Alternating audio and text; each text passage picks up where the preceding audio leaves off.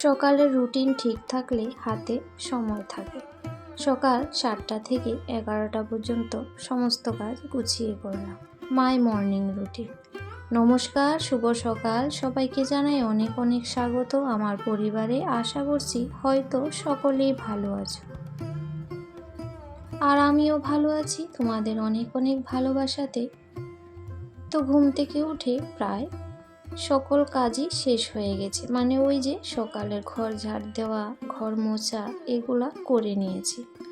তো পুরো উপরতলায় নিচতলায় করতে কিন্তু অনেকটাই সময় লাগে, তো সেইগুলো কিন্তু কাজকে কমপ্লিট করে নিয়েছি অফ ক্যামেরাতে। এখন শুধু সোফাগুলি গুছিয়ে নেব আর বিছানাটা গুছাবো।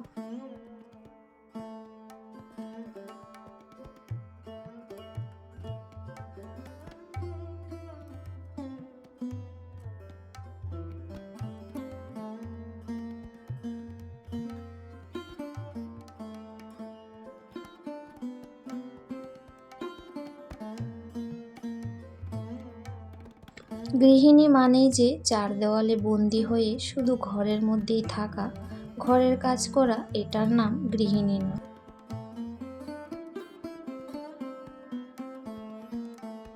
তো অনেকের কাছে গৃহিণী শব্দটা অনেকটাই ছোট।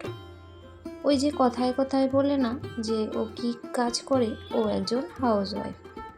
তো হাউসওয়াইফ মানে বেকার না, হাউসওয়াইফ কথাটা ছোট, কিন্তু এর দায় দায়িত্ব চাপ কিন্তু অনেকটাই বড়।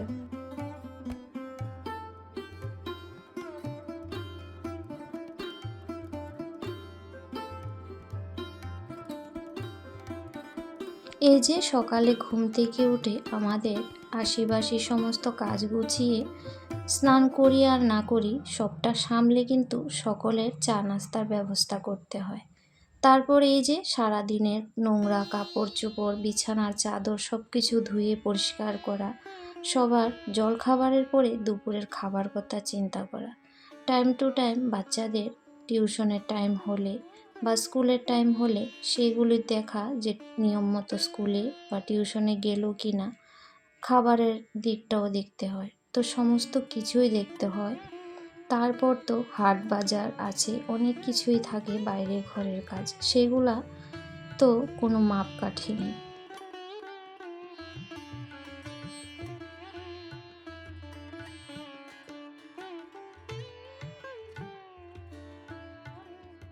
তাই যখনই নিজেকে গৃহিণী বলবে, যে তুমি কি করো, এই কথাটা যখনই উচ্চারণ করবে হাউসওয়াইফ, কখনো মনটাকে ছোট করে বলো না, কারণ গর্বের মধ্যেই বলবে যে আমি একজন হাউসওয়াইফ। কারণ আমি ঘরের মধ্যে প্রত্যেকটা সদস্যর কিন্তু খুব ভালোভাবে খেয়াল রাখি, যত্ন করি। নিজের সাথে সাথে পরিবারের যত্ন করা, পরিপাটি করে গুছিয়ে কাজ করা, সমাজের সাথে তাল মিলিয়ে চলা, এটাও কিন্তু কোনো চাকরির থেকে কিন্তু কম নয়। হয়তো এটা দিন শেষে কোনো বেতন নেই, অভিযোগ আছে, কিন্তু নিজের কাছে একটা আনন্দ আছে। নিজের সংসারটা যে আল্লাহ ভালোবাসা দিয়ে একটু একটু করে বড় করি, সুন্দর করে সাজিয়ে গুছিয়ে রাখি, এর মধ্যে কিন্তু আমাদের গৃহিণীদের অনেকটাই শান্তি।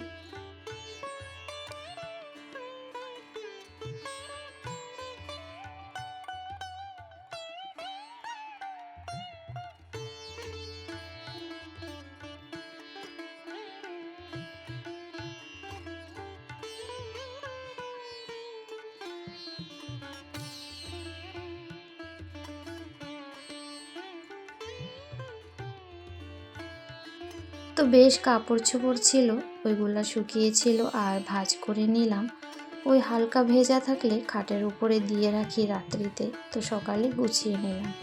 তারপরে এই যে স্কুল টিউশনে যায়, বই খাতা তো সারা ঘরেই দেখতে পেলে ছড়িয়ে ছিটিয়ে থাকে, তো সেগুলা জায়গাটা জায়গায় রেখে দিলাম।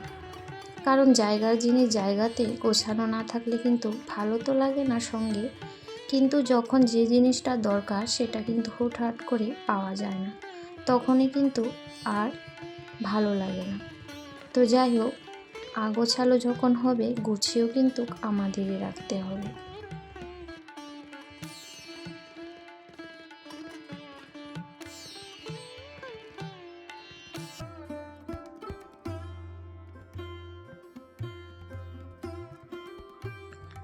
তারপর চলে এসেছি ছাদে। এসেই ওই যে কয়েকদিন আগে দেখিয়েছিলাম বেগুনগুলা, তার মধ্যে থেকে দুটো খাওয়ার উপযুক্ত হয়েছে, আর বাকিগুলা হয়তো 3-4 দিন পর আবার নেওয়া যাবে। তো ওই ফাঁকে কবুতরের একটু চাল দিয়ে আসলাম, কারণ ওরা তো আমার আশায় বসে থাকে। ওদেরকে যদি চালটা না দিই কোথাও মনে একটা কষ্ট হয় যে আরে ওরা তো বসে আছে আমার একটু চাল দেওয়ার জন্য। সত্যি, তো চালটা দিয়ে আসলাম। তার মধ্যেই জিরে জলটা রাতে ভিজিয়ে রাখি, তো সেটাকে কিন্তু ফুটিয়ে নিয়েছি। তো আজকে লেবুটা ছিল না, লেবু ছাড়াই এভাবে সিপ সিপ করে খেয়ে নেব, ওই চায়ের মতোই। এটা খাওয়ার পর চা খেলেও চলে, না খেলেও কিন্তু চলে। তো স্নান এখনও করা হয়নি, এটা খেয়ে 10-15 মিনিট একটু ব্যায়াম করব। তার আগে কিন্তু ঝাড় দিয়ে ঘরগুলা আমি মাঠের মধ্যে খালি পায়ে 15 মিনিট হেঁটে এসেছি। ওই বেশি তো সময় নেই, যা একটু সময় পেলাম সেটাই নিজেকে দিলাম কাজের মধ্যে।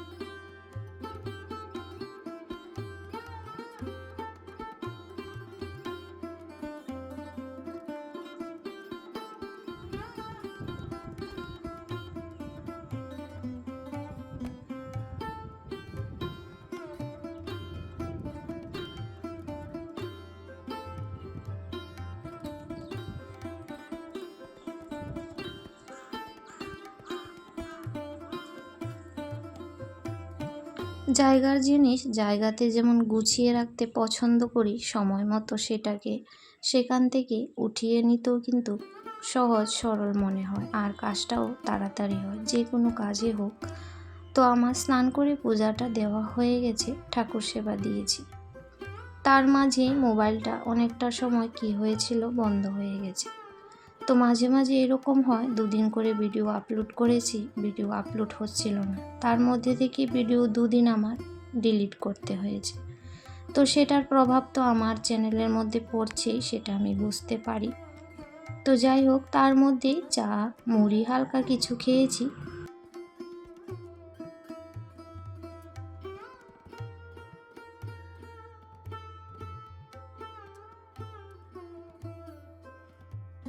তো সেই সমস্ত কিছু আর শেয়ার করতে পারলাম না, বললামই মোবাইলটা একটু কীরকম হয়ে বন্ধ হয়ে গিয়েছিল তাই।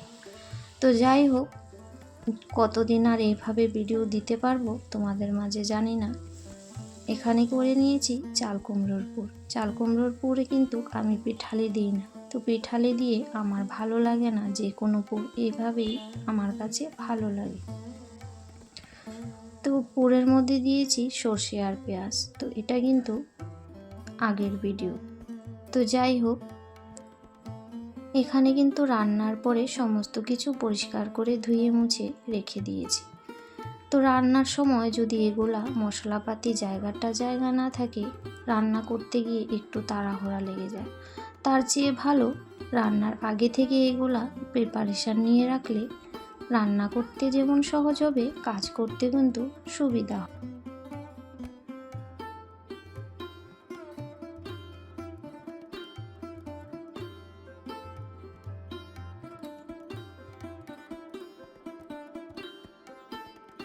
তো রান্নার সময় কিন্তু লঙ্কার বোটাগুলো ফেলে দিয়েছিলাম, আর 3টে কোটা খালি হয়েছিল বলে ওইগুলা ধুয়েছি। আর বাকিগুলাতে ছিল বড় যেটা, ওইটাও কিন্তু ধুয়ে দিয়েছি। তো ধুয়ে মুছে নিয়েছি, আর যেটা ছিল রেখে দিয়েছি। আর মশলা কিছু গুঁড়া করতে হবে, মানে ওই ধনে জিরে গোলা, আর তেলটাও কিন্তু ঢেলে নিলাম। তো এভাবে জায়গার জিনিস সুন্দর করে রাখলে দেখতে যেমন ভালো লাগে, আর সময় তো বাঁচে।